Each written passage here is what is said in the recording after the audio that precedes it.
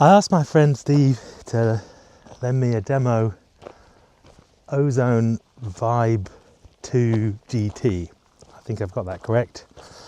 Just because I was curious about it, he's very kindly lent me one. I fly the Buzz 7 generally, and I've flown the Advanced Theta before.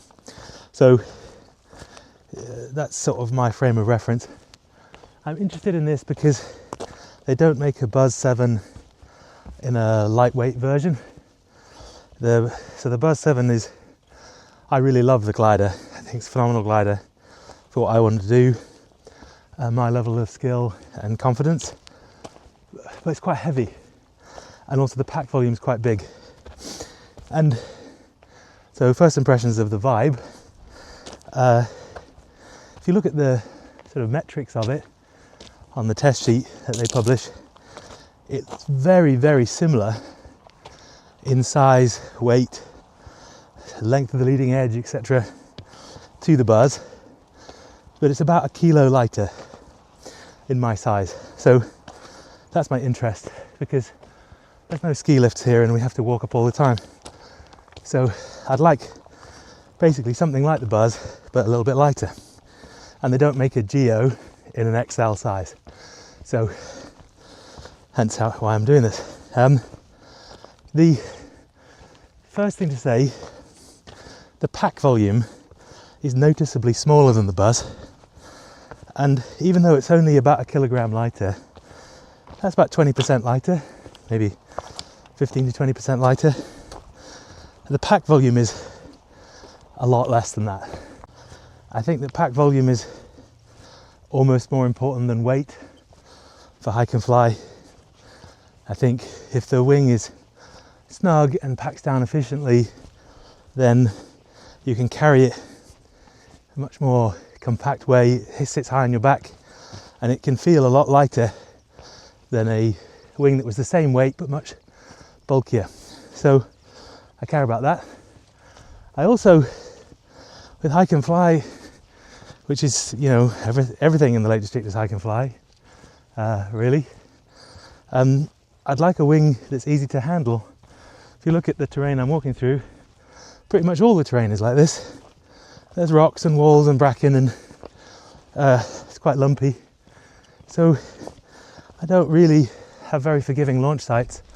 I need a wing that's easy to ground handle. And generally what that means is that it has a very low minimum airspeed so that it doesn't stall easily. At least that's my understanding of it. Perhaps it's more complicated than that. And so that's one of the things I love about the Buzz, for example. It's extraordinarily forgiving on the ground.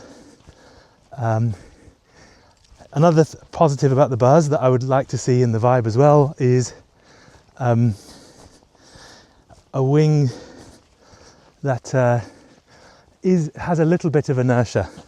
And what I mean by that is a very, very light wing. So a wing that's completely optimized just for getting the pack weight down.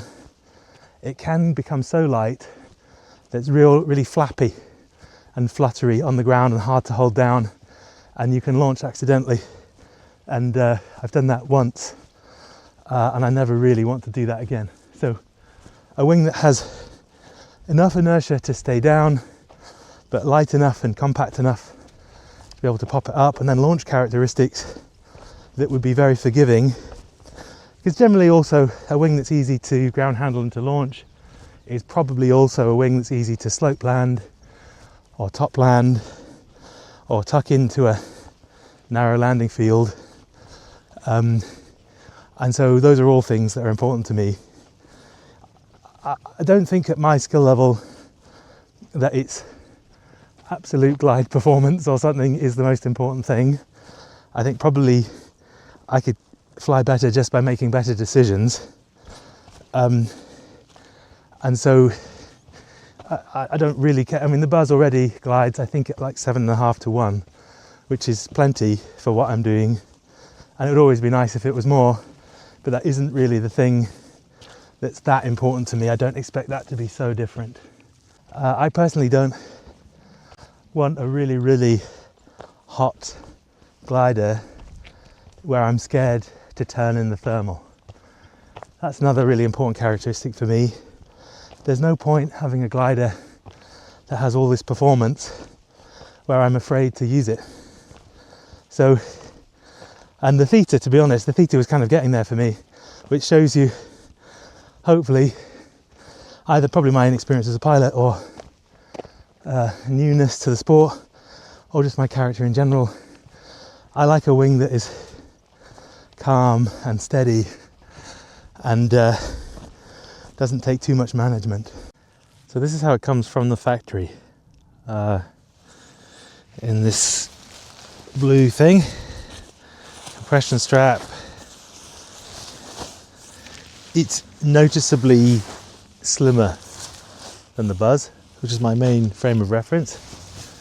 Let me see if I can get it out.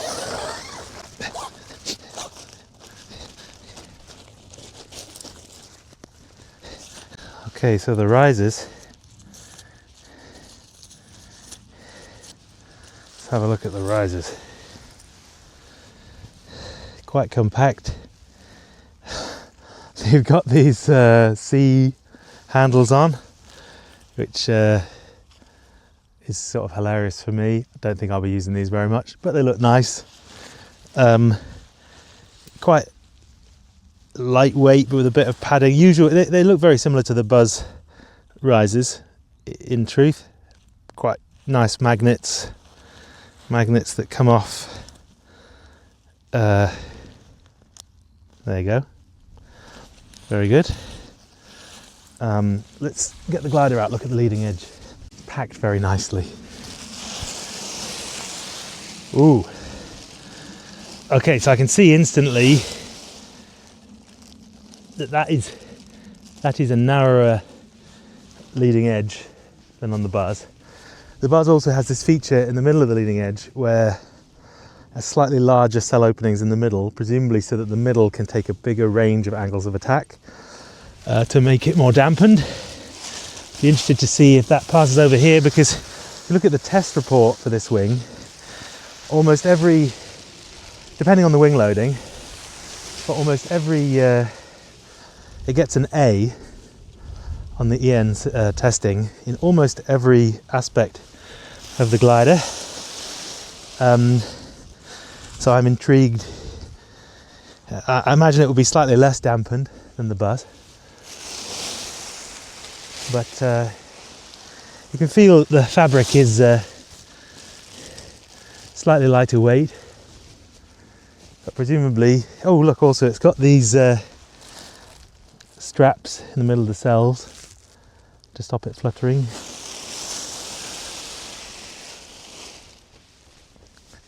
So this is the XL size, which is only 20 centimeters wider on the front leading edge than the Buzz in the equivalent size, and I think maybe has 1 or 2 square meters less fabric, and there's obviously some more lightweight fabric. So I'm interested to see how it ground handles. It's a little bit rocky here to just ground handle it a lot, but might have to move to somewhere a bit grassier. It's also not very windy, it's the other thing to say. It's maybe 3 to 5 miles an hour southerly, and it's 6 o'clock in the evening, maybe nearly 6:30, so I don't think it'll be thermic at all. I'm really just looking to fly down.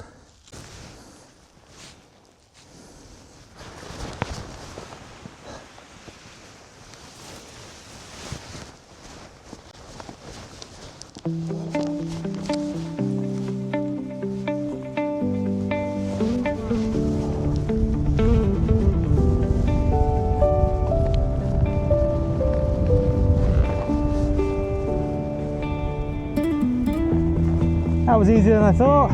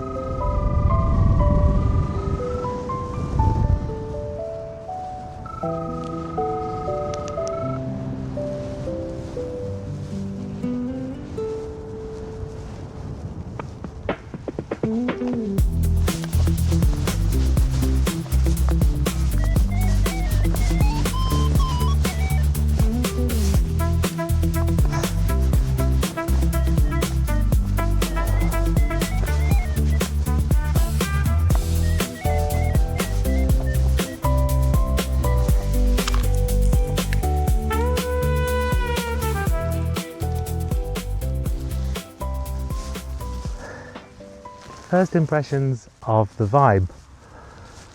The Vibe 2 GT, to give it its full name. I was a little bit nervous.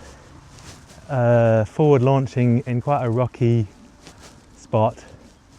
There's, it's a demo wing, so if I damage it, I'll have to pay for it, obviously. And looking at the leading edge, there's just a lot less, what looks like a lot less tolerance for different angles of attack, and a lot more performance in that quite narrow cell openings in that shark nose. But it forward launched just absolutely fine. By the time I got around to launching, there must have been 1 or 2 miles an hour of very, very gentle southerly, just coming up the ridge there on Nabscar. In the air, the handling is just a little bit more precise and direct than the Buzz. The Buzz is, one of the things that's so wonderful about it is just very reassuring, but it can be a little bit sluggish to turn. This is noticeably more precise and needs less input to activate and then to enter and to stay in the turn, and it seems to have a higher camber, so you could turn it really quite sharply in quite a flat turn, which is very different to, say, the Ultralight 5, which if you turn it quite sharply tends to dive, which is more what that wing is for. But this, perhaps with that high camber, you seem to have quite an efficient turn as it rolls into the turn, and it builds up that bank angle and seems to hold there quite nicely. The leading edge feels really solid, which I love, because I don't like a mushy glider. I want to feel like the glider is on rails, and this definitely felt like it was on rails. There was the odd lump. I came over obviously into the lee of all of this terrain, and there was the odd lump, and it seemed to just smooth it out fine. I'm in very still air here, so it's just a fly down, but it forward launches beautifully and has a really nice glide on it, and it felt very solid in the air. I would like to try it in slightly more active air, a bit more turbulent air, to see how that is too. But really fun, a lovely wing.